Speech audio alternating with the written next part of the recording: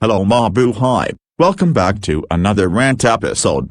From Antonio, yours truly, and sorry for not making any rant videos for quite almost a month. I was so busy in real life, and in this video, I am going to rant about social media ban-based laws. Yes, you heard that right, laws that attempt to restrict or completely ban access to social media, especially for minors. Why am I talking about this? Because around the world today, governments are increasingly proposing or enforcing restrictions like age-based bans, mandatory verification systems, and platform limitations, all in the name of protection. From Australia's under-16 restrictions to proposals in Europe and the United States, these laws are rapidly expanding. Now, let me be clear, protecting young people online is important. No reasonable person would argue against safety. But the problem begins when these laws start to overreach, affecting fundamental rights, privacy, and even long-term digital development. Before I start with the main discussion, I want to make an important disclaimer. This video is not intended to dismiss concerns about online safety, mental health, or the well-being of young people. Those concerns are valid, and they deserve serious attention from families, educators, policymakers, and technology platforms. This video also does not promote unrestricted or irresponsible use of social media, especially among minors. Responsible use, guidance, and appropriate safeguards are important parts of navigating the digital world. What this video does aim to address is a specific approach, broad, ban-based laws and restrictive policies, and the potential unintended consequences they may bring, particularly in terms of fundamental rights, privacy, and long-term digital literacy. The purpose of this discussion is educational and analytical, focusing on how policies can be improved rather than simply accepted at face value. Constructive criticism is necessary in any society that values both safety and freedom. Anyways, without further delays, let us now start up the main rant, in 5, 4, 3, 2, 1, go. At first, I have to say this clearly. Oh my God, this is one of the worst things lawmakers have ever done for the digital era of the modern internet. At first glance, banning or restricting social media for minors may seem like a logical solution. Policymakers often cite concerns about mental health, addiction, and exposure to extreme harmful content, and to be fair, those concerns are real. Studies have linked excessive social media use to anxiety, depression, and other issues among teens. But here's the problem, bans do not address the root cause. Instead of fixing how platforms are designed, such as addictive algorithms or poor moderation, these laws simply remove access. And even then, enforcement is weak. In fact, recent reports show that many teens still bypass restrictions easily, raising questions about whether these bans actually work. So now you have a situation where rights are restricted, but the problem still exists. And one of the biggest concerns with these laws is how they affect freedom of expression and access to information. Social media is not just entertainment, it is a space for communication, education, and even civic participation. Legal experts have already challenged some of these laws in court, arguing that they may violate constitutional rights such as free speech. When governments begin restricting access to digital platforms, the question becomes, where do you draw the line? If access to online spaces can be limited broadly, then it opens the door to further restrictions in the future. And now let's talk about one of the biggest ethical concerns, privacy. Many of these laws rely on age verification systems, requiring users to submit personal data such as IDs, facial recognition scans, or biometric information just to access platforms. And this is where things get dangerous. Recent reports highlight that these systems can lead to data breaches, surveillance risks, and loss of anonymity online. In one case, thousands of sensitive ID images were leaked from a verification system, exposing users to potential identity theft. So now ask yourself, is it really protection if people are forced to give up their privacy just to use the internet? And another issue that is often ignored is what happens when access is delayed. If someone is completely restricted from social media until the age of 16 or 18, what happens next? They suddenly gain full access, with no digital literacy, no experience, and no understanding of online risks. That is not protection, that is delayed exposure, without preparation. Experts have pointed out that education and guidance, not outright bans, are more effective in helping young people navigate digital environments responsibly. Because at the end of the day, the internet does not disappear when someone turns 18 years old, and that's so sad, for the innocent people who follow the ethical rules. Now let me say this directly. If you are someone who supports these blanket bans without thinking about the long-term consequences, you need to seriously rethink your position. You cannot claim to protect young people while ignoring their rights, their privacy, and their need to learn how to navigate the digital world responsibly.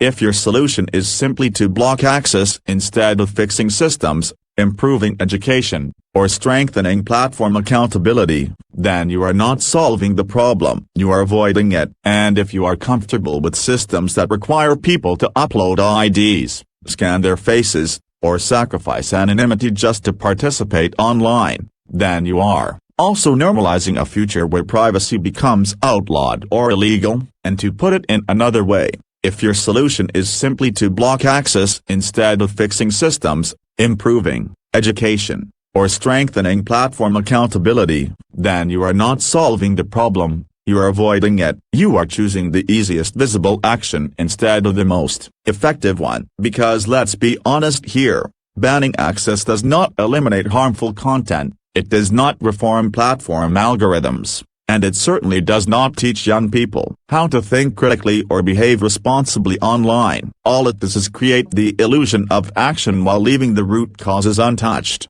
And that raises a serious question about priorities. Are these policies really about protecting people, or are they about appearing to take action without addressing the complexity of the issue? Because real solutions require effort. They require cooperation with technology platforms, investment in digital literacy, and accountability mechanisms that target harmful behavior. A blanket restriction does none of that. It shifts responsibility away from systems that need fixing and places it entirely on access control. And if you are comfortable with systems that require people to upload IDs, scan their faces, or sacrifice anonymity just to participate online, then you are also normalizing a future where privacy becomes outlawed. Think about what that really means. It means turning the internet, a space that once allowed open communication and participation, into something that resembles a controlled checkpoint, where identity must be verified before you can even speak, learn,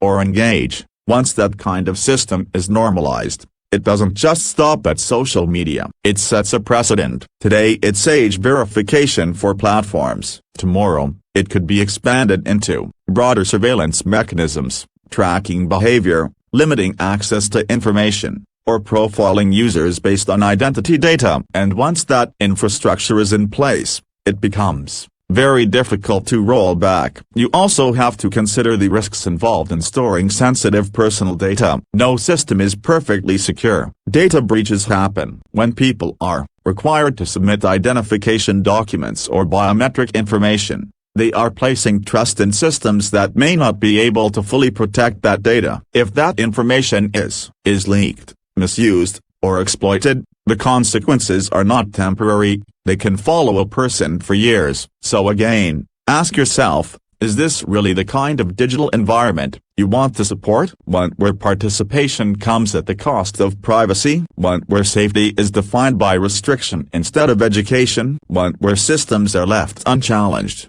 while users are forced to adapt to limitations? Because if that is the direction we are heading, then this is not just about social media anymore. This is about the future of how people interact, express themselves, and exist in the digital world. And that should not just concern you, that should alarm you. Now let's talk about some countries that have already started implementing or proposing these ban-based laws, because this is not just a theory. This is already happening for real. Take Australia for example. It became one of the first countries in the world to enforce a nationwide rule requiring social media platforms to block users under the age of 16. Platforms that fail to comply can face massive fines, making this one of the strictest digital regulations globally. But here's the issue. Reports show that many teenagers are still able to bypass the system, meaning the restriction exists, yet the problem it was supposed to solve is still there. Then you have France, which passed legislation targeting users under 15, requiring parental consent and pushing towards stricter enforcement mechanisms. The intention is to protect minors from online harm,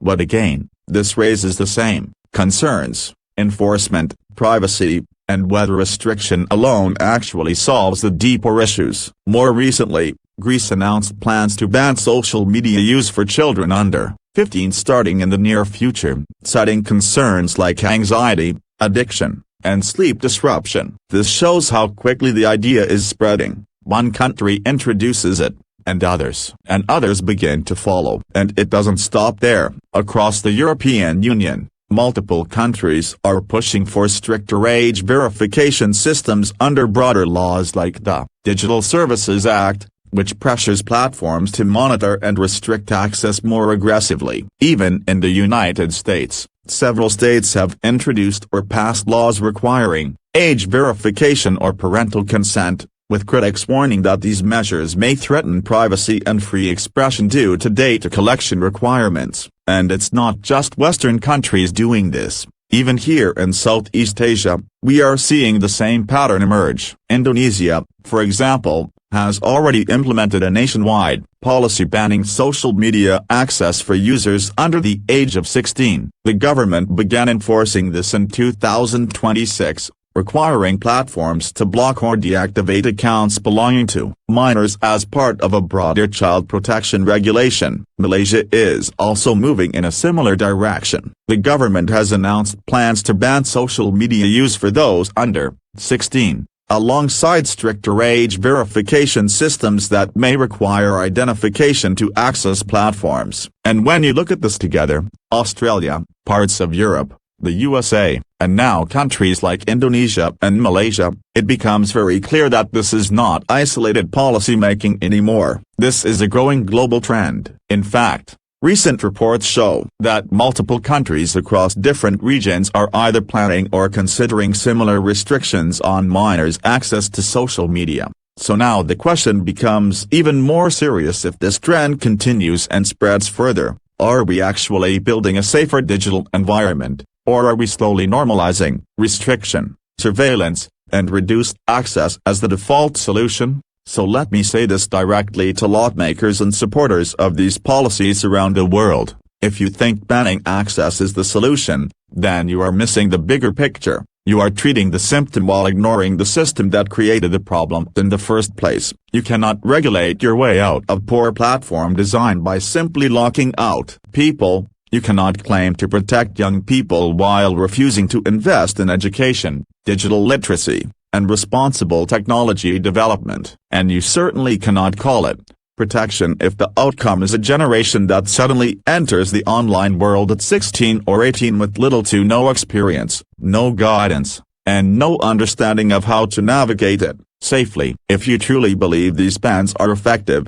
then ask yourself this: what happens after the ban? Do problems like harmful content, misinformation, and online risks disappear? Or do they simply wait until the moment access is restored? Because the reality is this: the internet is not something people can be permanently shielded from. It is a fundamental part of modern life. Education, communication, work, and even civic participation all depend on it. Delaying access without preparation does not protect people. It sets them up to face those risks unprepared. And if you are pushing policies that require identity verification, biometric data, or invasive tracking systems, then you also need to confront the ethical consequences of those decisions. You are not just regulating access. You are reshaping what privacy looks like in the digital age. So ask yourself, honestly, are you building a safer internet, Or are you building a more controlled one? Because those are not the same thing. And if your policies lean more toward control than education, more toward restriction than responsibility, then this is not progress, this is a step backward for digital rights. So after looking at all of this, the bans, the privacy risks, the lack of long-term effectiveness, we need to ask a more productive question: what should actually be done instead? Because if the goal is truly to protect young people online, then the solution has to go deeper than restriction. First, there needs to be a serious investment in digital literacy. Young people should not be completely blocked from the internet and then suddenly expected to understand it overnight. They need guidance: how to identify harmful content, how to protect their personal information, how to engage responsibly, and how to think critically about what they see online. Second, platforms themselves must be held accountable. That means addressing algorithm design, improving moderation systems, and reducing the amplification of harmful or addictive content. If platforms are part of the problem, then they must also be part of the solution, not left untouched while users are restricted. Third, there needs to be a balance between safety and rights. Protecting users should not come at the cost of fundamental freedoms like privacy and access to information. A system that sacrifices rights for the appearance of safety is not sustainable in the long run. And finally, there must be shared responsibility. Parents, educators, policymakers, and platforms all have roles to play. No single solution, especially not a blanket ban, can replace a coordinated effort to create a safer and more responsible digital environment. Because at the end of the day, the goal should not be to keep people away from the internet. The goal should be to prepare them for it. To close it up, social media ban-based laws may appear to offer a quick solution, but they fail to address the deeper issues that exist within the digital ecosystem. Instead of solving problems, they risk creating new ones, limiting rights, weakening privacy, and leaving young people unprepared for the realities of the online world. This is not about choosing between safety and freedom. It is about finding solutions that respect both. Because a truly safe internet is not one that is heavily restricted or controlled. It is one where users are informed, empowered, and protected without sacrificing their fundamental rights. If we continue down a path where restriction replaces education and surveillance replaces trust, then we are not improving the digital world. We are redefining it in a way that should concern all of us. And that's all for this video. If you've made it this far, I want to genuinely thank you for taking the time to think through this topic instead of just reacting to it. This isn't a simple issue, and it shouldn't be treated like one. Decisions about the digital world affect access, privacy, education, and how future generations will interact with technology. And those are not small consequences. If this video made you reflect on how social media laws are being shaped,